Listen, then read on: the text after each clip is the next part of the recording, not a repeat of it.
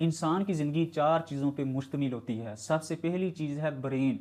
Brain यानी इंसान का दिमाग। और दिमाग के लिए क्या चीज़ ज़रूरी है? दिमाग के लिए अकल ज़रूरी है। और अकल कैसे मिलेगी? अकल सिर्फ एक ही रास्ता है, इल्म सीखोगे तो अकल मिलेगी। कुरान मजीद में अल्लाह फरमाता है, फ़अलम अन्नहु ला इलाहा इल्लल्लाह, अपनी इल्म की इब्तिदा इससे करो कि आपको ये इल्म हो अल्लाह ताला के अलावा कोई मबूद नहीं है।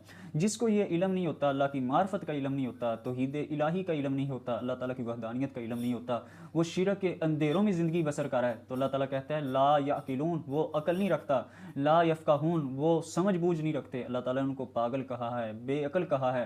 तो मेरे प्यारे भाई और बहनों, सबसे अहम जो हिस्सा इंसान की ज़िंदगी का वो ब्रेन है। ब्रेन के लिए अकल ज़रूरी है। अकल आपको इल्म सीखने से आएगी।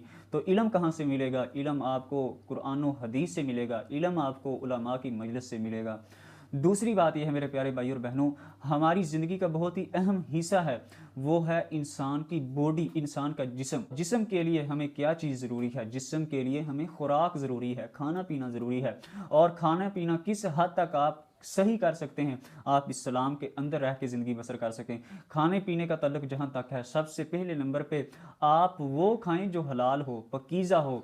हलाल की क्या निशानी है? आपने कमाया कहाँ है और लगाना कहाँ है। ये दो बातें आमतौर पे आती हैं कमाई के हवाले से। कहाँ कमाया है, कहाँ खर्च किया है। दूसरी बात यह है, आप फजूल खर्ची से, असराफ से ये अपने आप को बचा के रखें। बाकी अल्लाह की नेमतों से आप इंजॉय करें, हलाल तरीके के साथ खाएं पिएँ। और दूसरी अहम बात यह है, खाने पीने का तरीका ठीक रखें, सादा ग़िज़ा खाएं, सुन्नत के मुताबिक खाएं। तो ये आपके लिए बहुत ही अहम चीज़ है। जो अल्लाह ताला ने आपसे डिमांड की है उसको पूरा करते रहें। मसलन आप पे ज़कात फ़र्ज़ है तो आपने ज़कात अदा कर देनी है। आप पे उशर फ़र्ज़ है तो आपने उशर अदा करना है, सदका खैरात करना है।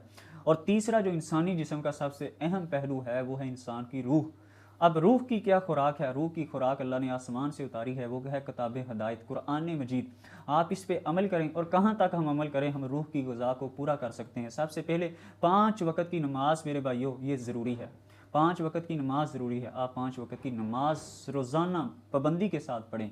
दूसरी बात यह है ज़िक्र व ज़कार। ज़िक्र व ज़कार में सुबह शाम के ज़कार भी हैं, मुख्तलिफ़ औक़ात के ज़कार भी हैं।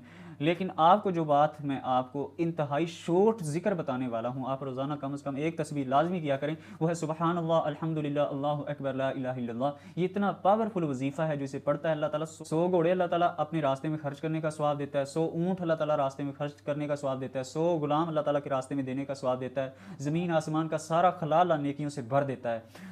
तो आप अपनी रूह के लिए अमल करें, ज़िक्र करें, नमाज की पाबंदी करें और साथ कुरान मजीद की तिलावत को अपना शियार बनाएं। अपनी सुबह का आगाज़ कुरान मजीद से करें, अगर चंद आयात की तिलावत क्यों ना करें। अगली बात, बड़ी अहम बात है, वो है इंसानी ज़िंदगी के ताल्लुकात, कि इंसान जहाँ रहता है उसके ताल्लुकात किन लोगों के साथ हैं, कैसे हैं, और उन ताल्लुकात को कैसे बहाल रखना है। तो इसमें मेरे प्यारे भाइयों, सबसे पहली बात यह है, आप ये डिसाइड करें आपका ताल्लुक़ किसके साथ है, आपका दोस्त अच्छा है या बुरा है। क्योंकि आपके दीन की पहचान आपकी दोस्ती से होगी कि आप किस कदर दीनदार हैं। अगर आप नेक हैं तो आपके दोस्त नेक होने चाहिए, अगर आप बुरे हैं तो ज़ाहिर है आपके दोस्त भी बुरे होंगे। सबसे पहला ये आपको डिसाइड करना मेरी दोस्ती किन लोगों के साथ है। दूसरा, जो आपके रिश्तेदार हैं, दोस्त हैं, अब इनसे ताल्लुक़ कैसे निभाना है। सिर्फ दो बातें। सबसे पहली बात है कि मुसलमान वो है जिसके हाथ और ज़बान से दूसरा मुसलमान महफूज रहे। तो आपने किसी रिश्तेदार को, अपने ताल्लुक़ रखने वाले को, ना ज़बान से तकलीफ़ देनी है ना हाथ से तकलीफ़ देनी है। और दूसरी बात यह है, किसी मुसलमान के लिए जायज़ नहीं वो 3 दिन से ज़्यादा अपने भाई से नाराज़ रहे। आपने कभी ताल्लुक़ नहीं तोड़ना, आपने कता रहमी नहीं करनी। ला यदखुलुल जन्नत कातिउन, अल्लाह ताला कता तलकी करने वाले को जन्नत में दाखिल नहीं करेगा। तो ये मेरे प्यारे भाइयों, तो ये मेरे प्यारे भाइयों और बहनों, मैंने आपके सामने इंसानी ज़िंदगी के 4 हिस्से ऐसे रख दिए हैं